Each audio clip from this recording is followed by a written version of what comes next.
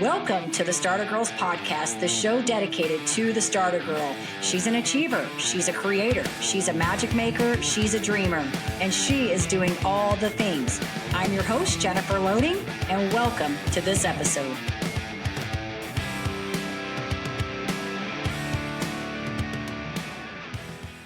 All right, here we are. Welcome to another episode of the Starter Girls Podcast. Wherever you are tuning in from, we are so thrilled to have you here today. And I'm excited because I get to talk to somebody from all the way around the world. I think this is so much fun that we have the ability to do this today. So my guest, Gabrielle Pimstone, says that after dedicating 27 years to organizational psychology, a podcast encounter sparked a life-altering shift. Now, as an energy coach, she gets to teach techniques for healing, navigating life transitions, and overcoming burnout. Her mission is to help people find joy and fulfillment and personal transformation and to experience the gratification of self-discovery, progress, and change. So I'm excited to get to chat with her today. I think this is going to be so much fun, and we're going to get to learn some really, I just think, neat things. So Gabrielle, welcome to the Starter Girls Show. I'm so excited to have you here today. Thanks so much, Jen. It's great to be here. I've been really looking forward to reconnecting with you, and it's great to be here. Thanks. It's going to be fun. All right, so let's start this off because you say you had 27 years of organizational psychology, which I think is impressive in itself because there's so much about psychology that is powerful. I would love to know, because you talk about this podcast, kind of what led to this transformation to going out on your own and doing this energy healing? Well, firstly, I want to say that I think it's the thing that's impressive for me is that I survived corporate for 27 years and I survived the level of stress that I was going through. And it was that anxiety and the stress that was the final straw. You know, I had a really incredible career. I loved what I did. When I came to deciding what I wanted to study at university, it was a no-brainer, psychology.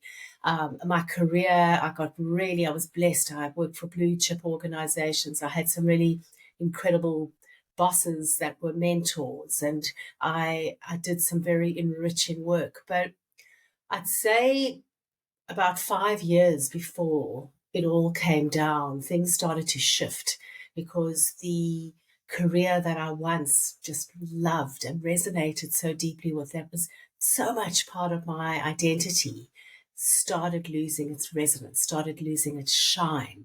And I started seeing things and experiencing things in the corporate world that became untenable. For example, you know, corporate politics. I knew about it the whole time. In fact, that was part of what I worked with, helping people navigate through corporate politics. But it got to a stage where it started to feel so toxic that my energetic capacity to deal with it became less and less and less.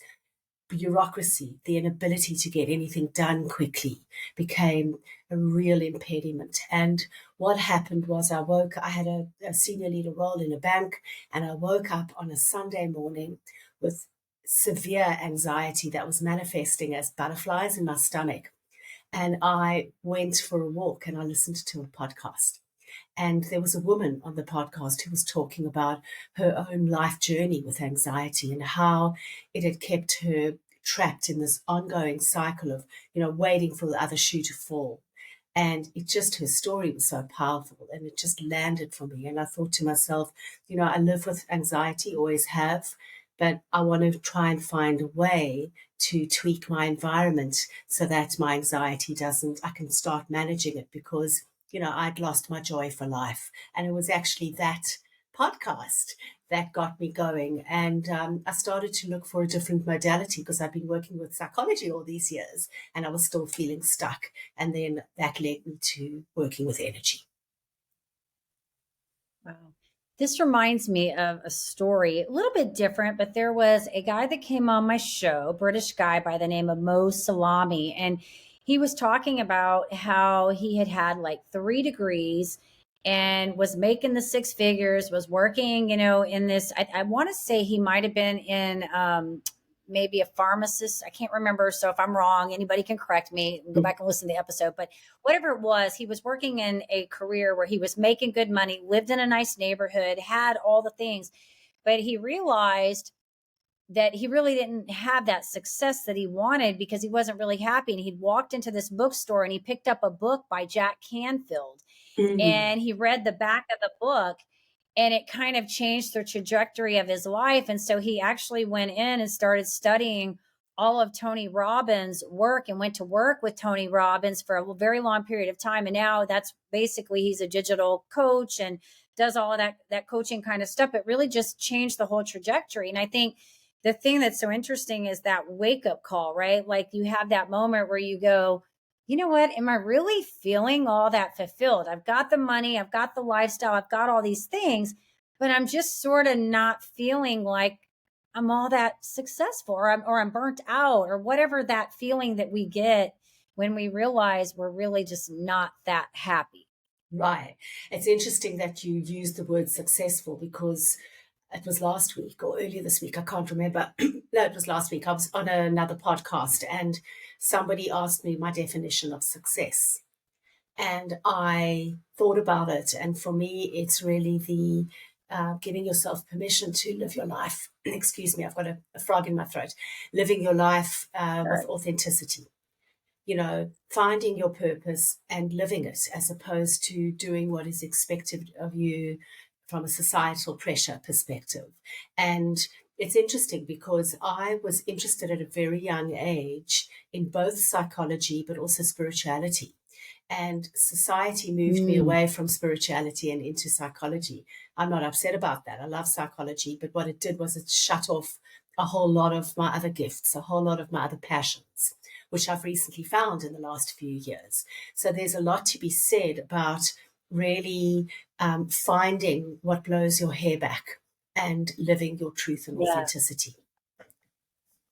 Yeah. And I was going to say, and here you are, you found it. And that's the thing. You're right. I feel like no matter where we tune in, we all feel those societal pressures, right? Like to do what we think we should do.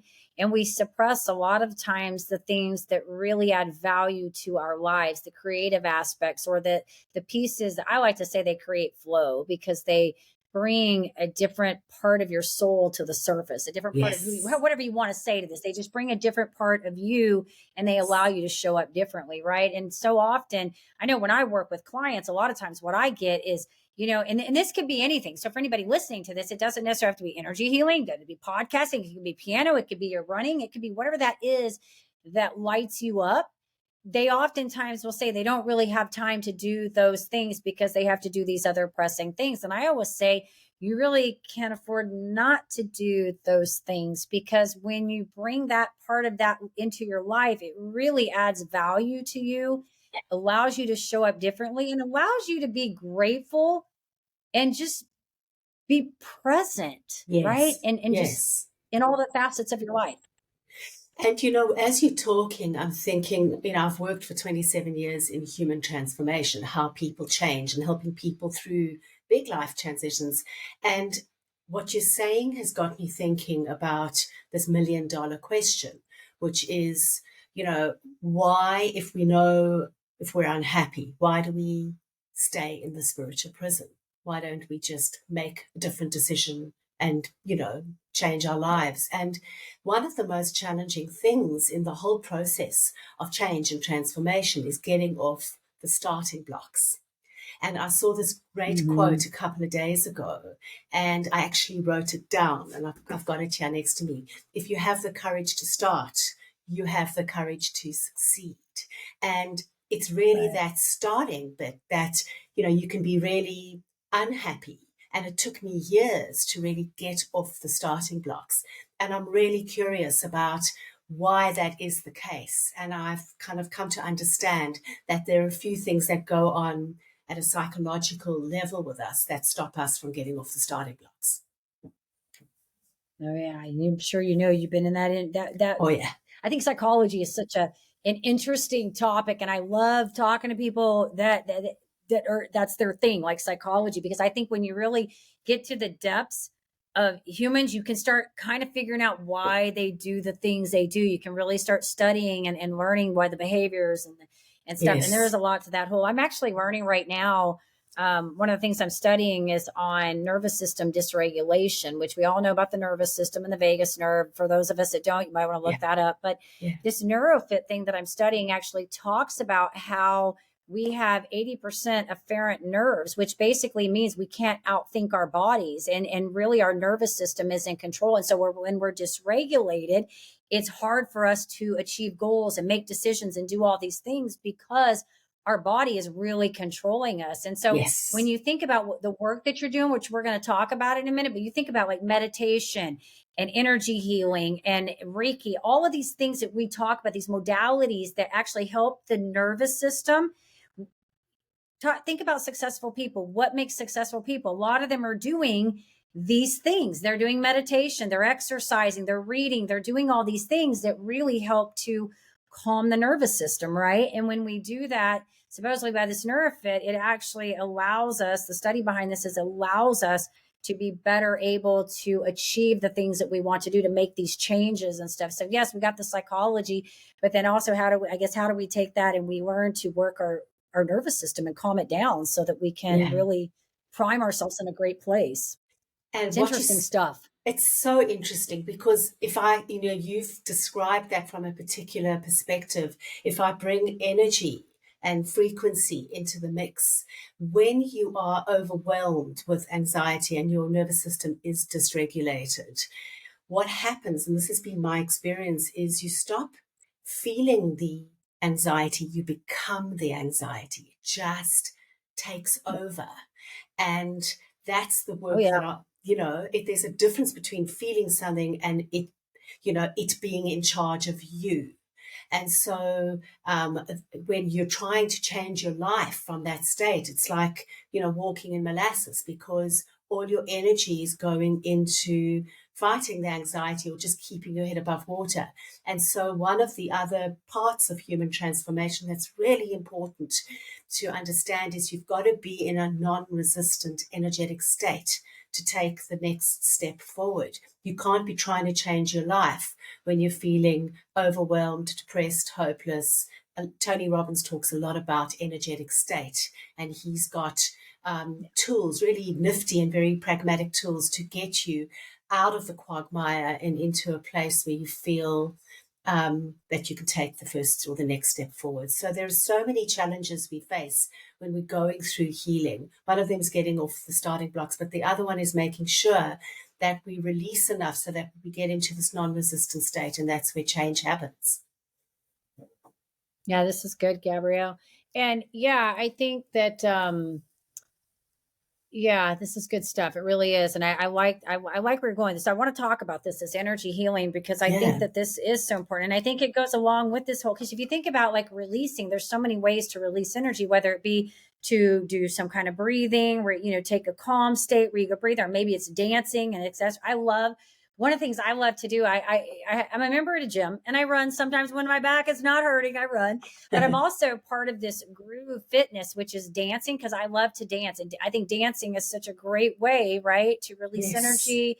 And it's Yes. creative. You can get into this creative play state, which I think is, one of the things we don't put ourselves into a lot of times. We're always in this anxiety state or whatever, it's overwhelm or shut down. They call that dorsal vagal, where you shut down, Yes. and so I love to dance. And I think that's such a great way. So I want to talk about this energy healing. I do want to mention that you did say something about, how you become the anxiety. And I think it's like conditions, right? Like when we have disorders, we sometimes become the disorder. It's like we say, I have depression or I Yeah. have this.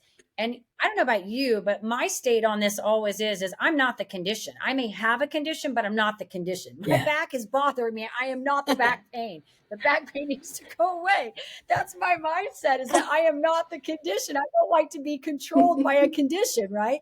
So I Right. think we have to sort of, in that, almost change the languaging too, right? Like languaging it that I have this, right?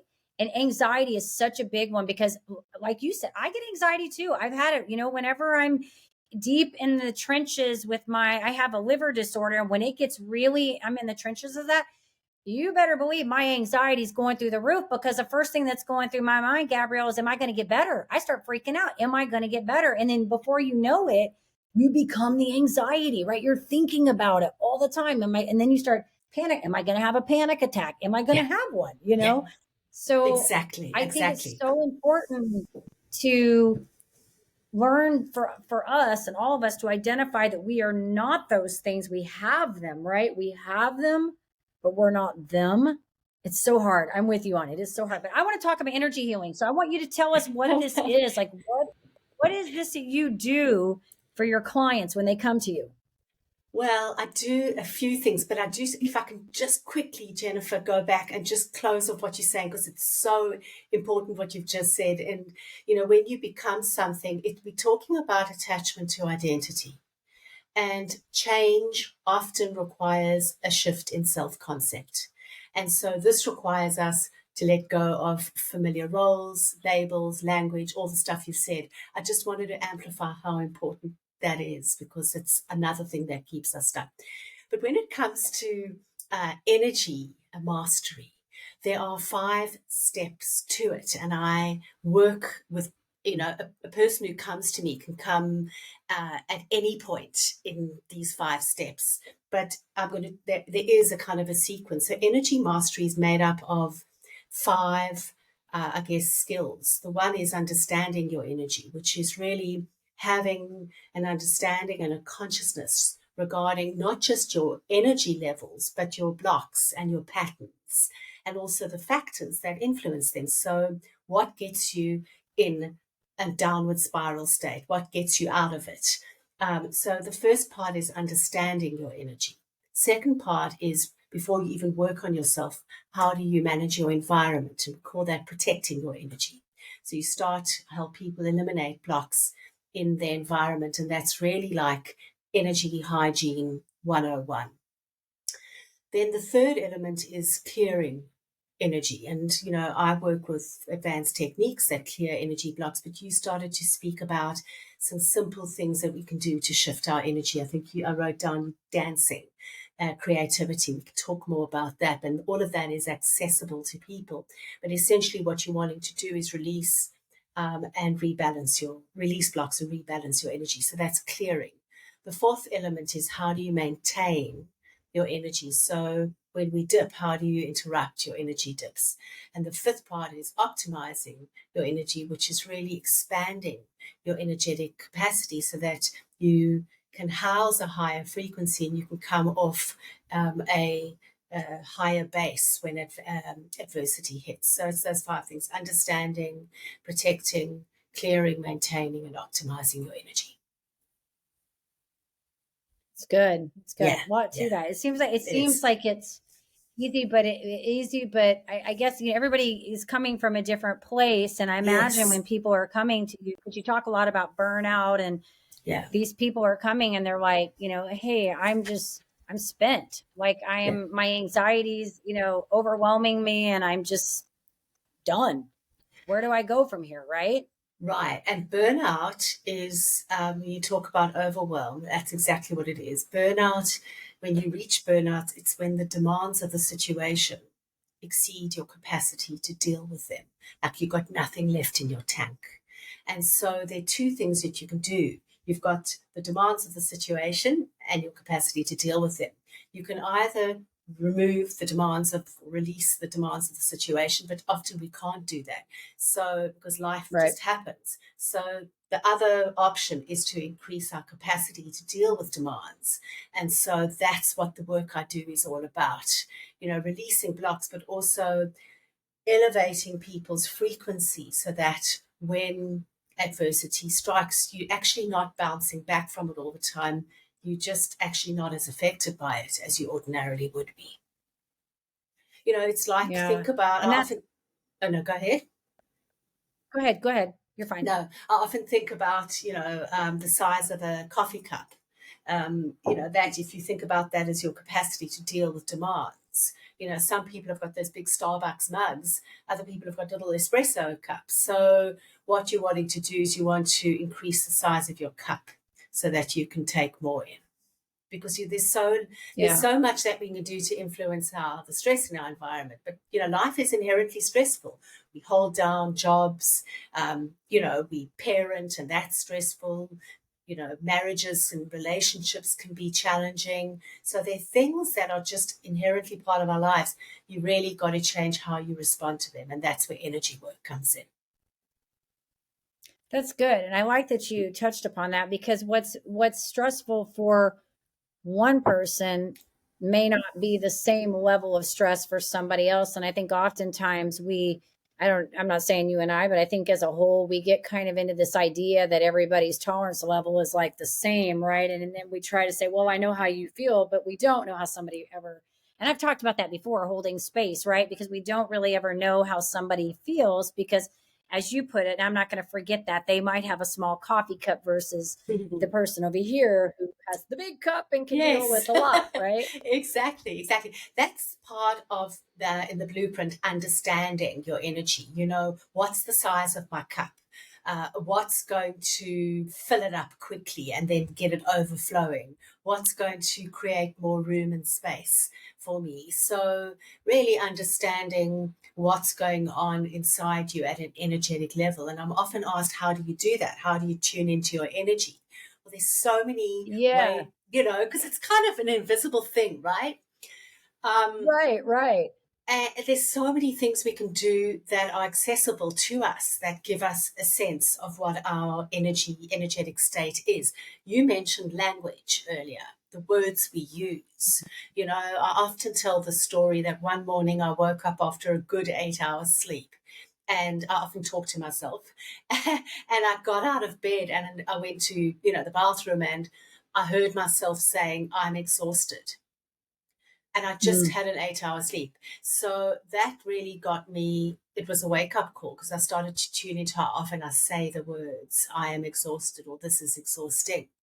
And I realized that that was an expression of feeling overwhelmed, of an energetic capacity that was at its breaking point. And so it wasn't a physiological thing, it was a psychological thing. So language is one way we can tune into our energy, and asking yourselves, is my energy open or closed? Is it heavy or light? And just spending a couple of moments reflecting on that. So energy is definitely one way. Emotions are another way. How am I feeling? Your emotion will give you a sense of what the energetic frequency is. If I say I'm feeling overwhelmed, you get a sense of the energy around that. It's heavy, right? It's dragged down. If I say I'm anxious, I'm so anxious, it feels hyped up, hyper vigilant. So emotions are another kind of entry point into our energetic state. Entrepreneurs, are you ready to level up your leadership skills? Tune in now for an exclusive offer designed just for you. This is my time! Did you know 63% of consumers prefer businesses aligned with their values? Recognizing your core values isn't just vital for business growth, it's the bedrock of effective leadership. Whether you're a seasoned entrepreneur or an aspiring creator, identifying your core values is a key step in constructing the framework of a successful leader, enabling you to lead authentically, expand your business, and live life on your terms. I never settled on play, putting the kettle to flame. I go 100 all day, foot on the pedal, no brakes. 10, 9, paid on my dues, waited in line, 8, 7. Are you ready to access tools to kickstart your leadership journey? Unlock a treasure trove of insights and get your free resources at www.linktree/Jennifer Loading. Take that crucial first step toward realizing your leadership aspirations and elevate your leadership game today. Ready to shine. That's good. You know what? And it's interesting because how powerful that is. I've told this story. I don't know. I've talked to so many people on these episodes. I'm sure at some point I've mentioned this story, but when I was in Mary Kay Cosmetics for 22 years. And when I first joined back, this was in the late 90s. I was in my late 20s. I was probably a very different person than I am now. And when I say that, I was probably a very cynical person, probably a little more insecure. And I remember going into these meetings. We would go in on Monday nights I was down in Houston, and I remember going in, and we would walk in, and the director would be at the entryway when we would come in, and the first thing she would ask, she would say, "How are you doing? How are you doing? How are you doing?" And I remember coming in, and I would always say, "Fine." And every time she would correct me, she would stop me, and she would say, "You're great." And I'd have to repeat it. "I'm great." Oh, wow. And I remember thinking at the time how this annoyed me. It really annoyed me, Gabrielle. I'm not going to tell you. I remember that, but I understood, fast forward, remove it 20 something years later, having gone through Mary Kay as long as I did, and how they really emphasize, what we think about, we bring about, and how the languaging, affirmations, the thing we say, I realized the power in that. Because seldom I had gotten such in a place where I was showing up where my language was always, "I'm fine, I'm fine, I'm fine, I'm fine." Well, think about when you're talking about language, what does fine really say? It's kind of meh. I'm here. It is meh. I'm barely it's showing very up. meh. Yeah. Yeah. Right. So now when people ask me how I am, I'm great. I'm doing well. If I'm fine, I probably am meh. You know what I mean? Like, because I use the language exactly how I feel. Yes. But at that time, that was my languaging. And so when you talk about the power of languaging, it's so true. When you get up in the morning, and if you tell yourself, like this morning, I got up and I was a little cross. And I think it was probably because I had woken up in the middle of the night and I was mad about it. So I got up and I was a little cross. And I had to stop myself and say, stop telling yourself this. Like, stop it. Just stop doing that, because your whole day is going to be cross. You're going to be like this if you don't stop the pattern, right? Yes. And so I went to the gym. I worked out. That's what I did. It's my energy.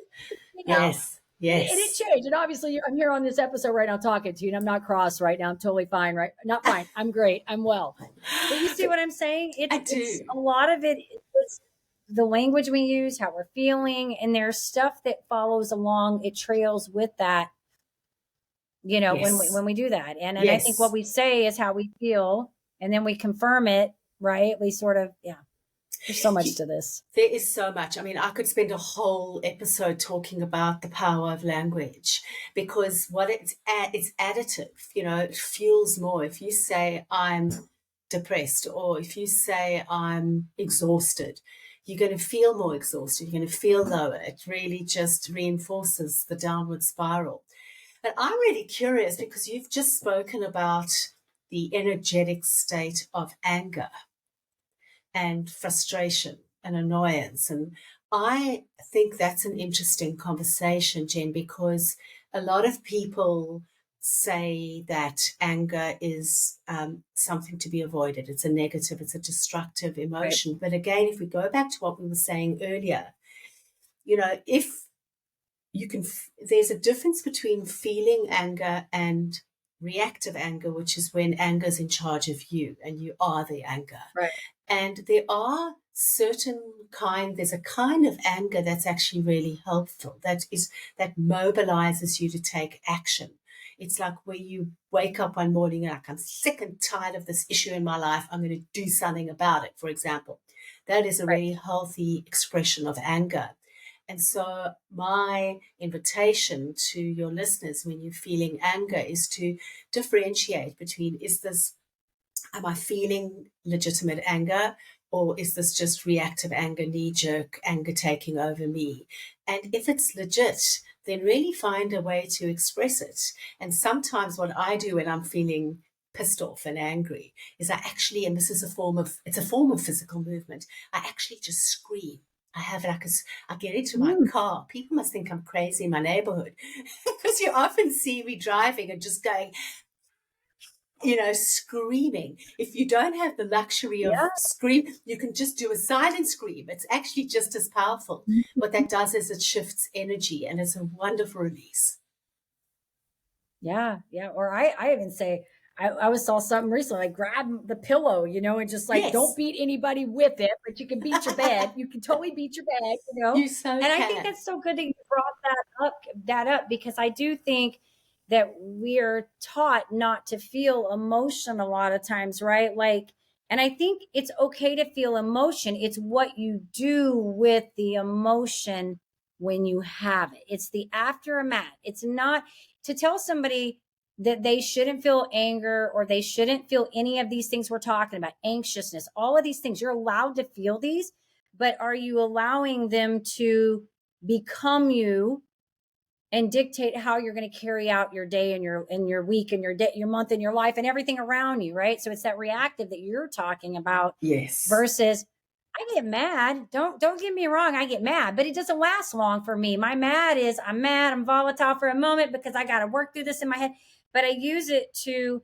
propel me to do something different, right? It's not a reaction where it's consuming me in a place that I'm allowing it to be my all, is what I'm saying. And so I like that you brought that up because I think it's important. Yeah. So that's and what I found with myself and also with people that I work with is often anger is the secondary emotion. In my case, it was a mask for deep grief and loss and sadness and anxiety. So it's also useful to distinguish when you're feeling anger. Is this the real feeling? Is this all of it, or is there something beneath it? Right. Yeah, because there is usually more to it that you got it. That's why I think you're great at what you do. You've got all that psychology background. You know, you can dig a little, got to pull the onion layers up, dig a little deeper in there. We're going to figure out the root of this, right? I feel like in coaching. Sorry, do you like Gabrielle? I beg your pardon? No, what did you say? No. I said, what did you say? No, I just chuckled at you. I love, your energy was really lovely and animated. So I just had a chuckle. I wasn't saying anything. I know. I have lots of energy, Gabrielle. I'm one of those high energy people. But you know what's so funny? Right. I think that when we work with people, we're always doing some kind of, to really get to know people, you're doing some kind of psychology, I think, because humans are complex and you really have to dig deep to understand people. And so when you're talking about anger, I feel like there's always something, if it's a really rooted anger, there's something more in there that has to be unfolded. And I don't know, in coaching, I feel like this is a conversation I'm having all the time because it's always, I was having a conversation with my husband yesterday and I said, most often the reason people there's usually some kind of fear in there. There's a fear of something being lost, something never. There's some kind of fear that's hidden behind even a lot of anger. There's a fear hidden behind it a lot of times. Fear of being hurt, fear of losing something, fear of being left out. There's always something in there. And so I think when we get to the root of that, then it helps. But I love the work that you're doing because I think it's so important in helping people move past those feelings of anger and fear and all of those things that sort of a lot of times get us stuck in non-moving positions. They keep us trapped. But you're talking a lot about the root. You've said that a few times. It's a very powerful word because this differentiates, I guess, the way that I used to work from the way I currently work. When you've worked out, what's going on inside you, when you actually want to release the root, that's where energy work comes in because all of these things have an energetic frequency. All they are is energy, actually. So we spend so much of our lives in therapy working out cognitively what's going on with us and kind of not really breaking out of these patterns. What I do is I help people understand what's going on for them.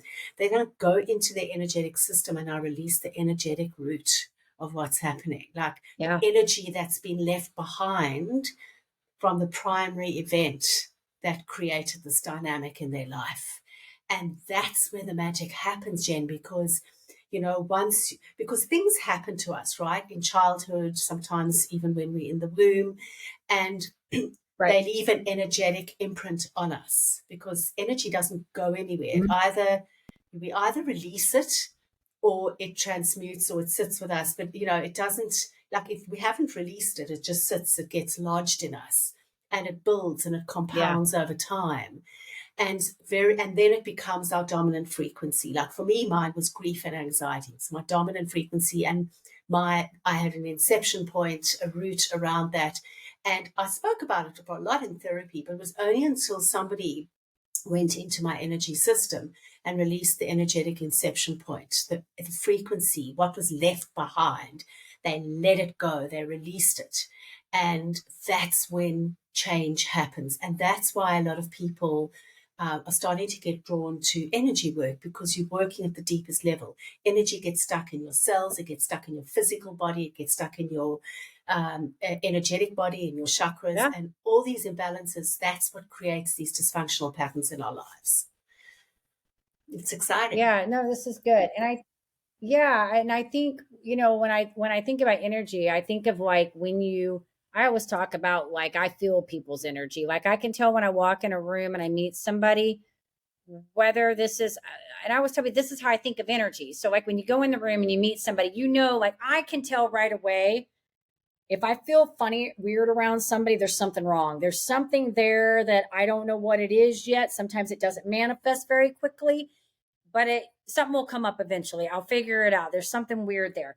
And I think I always say it's kind of the same thing. Animals pick up on people, like Totally. they know, right? Yes. But I think when you talk about energy, I think of like when you think of a bad situation, when you talk about like this energy that you have around something, maybe a childhood or something that happens, it's like you go into a situation and it just feels uneasy, or it's a negative energy, or you feel bad about it, right? And so I use that kind of what you're talking about, that languaging, even like when I'm doing things, like when I'm around people, it's like I know I need to assess this. If I'm in a situation where this feels off, is this something that is coming up from a past thing for me, something or is there something really wrong with this situation right here? You know what I mean? Like it prompts me to think so that I can go, okay, is this something I need to really deeply assess and look at? Or is it just, this feels off because there's something wrong with this person? I don't know. We're not jiving here. You know what I mean? Like it's just not working out.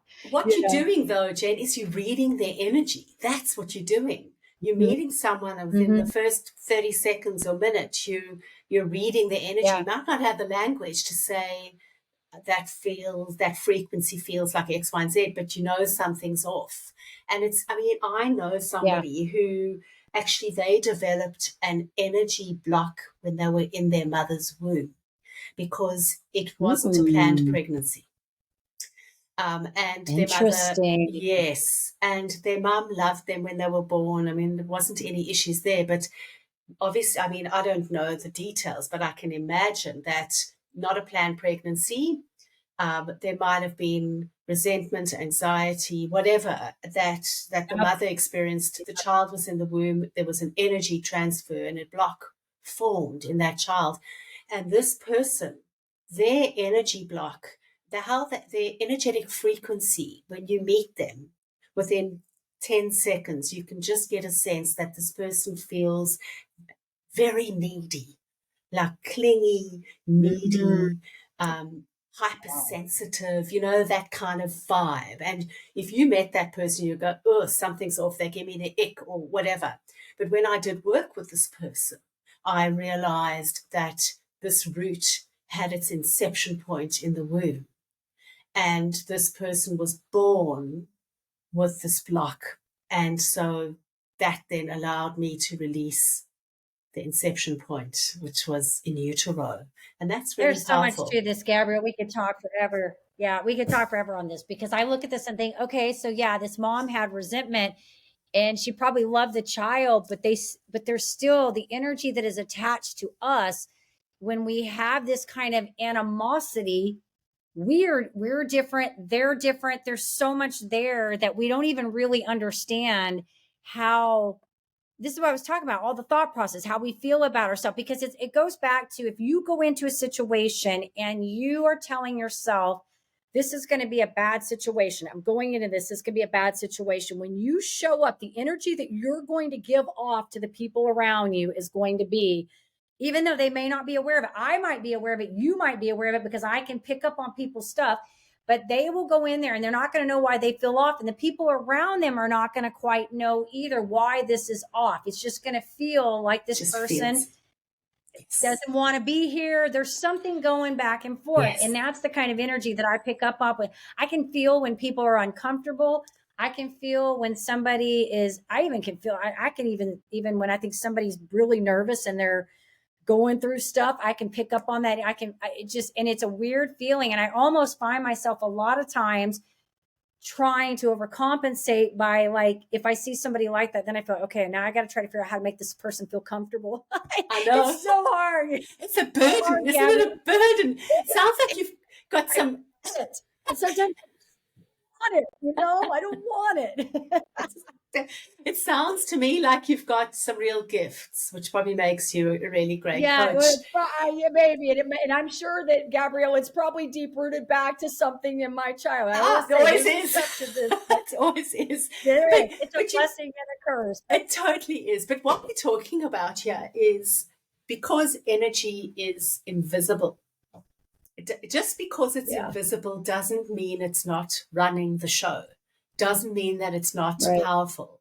And I always say this, like if you've got these blocks and if you're walking around with this frequency that people can pick up in 5 seconds about, your energy is either an accelerator or it's an invisible handbrake in your life that keeps you stuck in patterns in first gear. And because it's invisible, it's difficult for us to see. It's difficult for other people to make sense of, but it's this big elephant that sits between us and other people and us and the world around us. So it's absolutely invisible, but it's running the show. And that's a really important, that was an important awakening for me that got me into this whole discipline.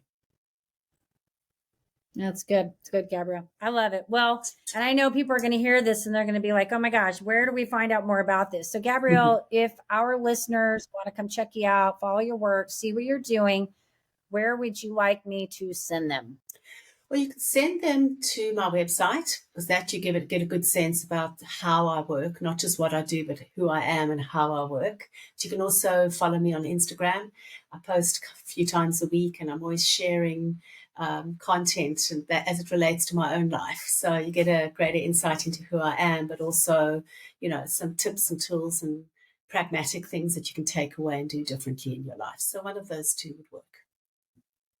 Awesome. And what is your website for our listeners that are not getting to see this in the visual? Yes, it is www.generativegrowth.com.au. Okay. Don't forget the AU. I live in Australia. Generative.growth.com.au. And Instagram is Gabrielle.Pimstone.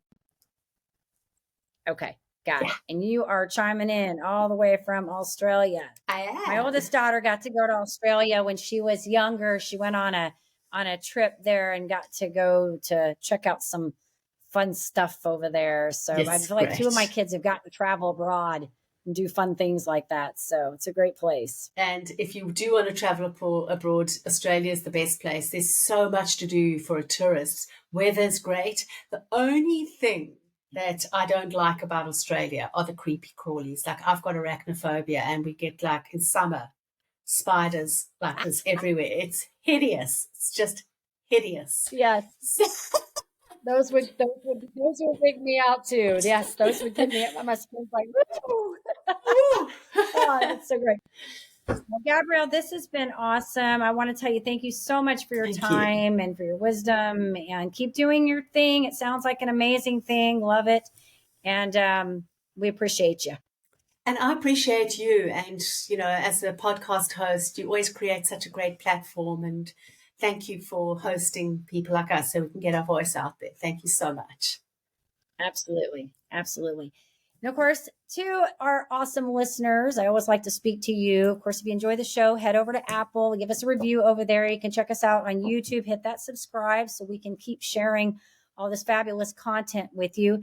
And as I always say, you guys take care, be safe, be kind to one another, and we will see you next time.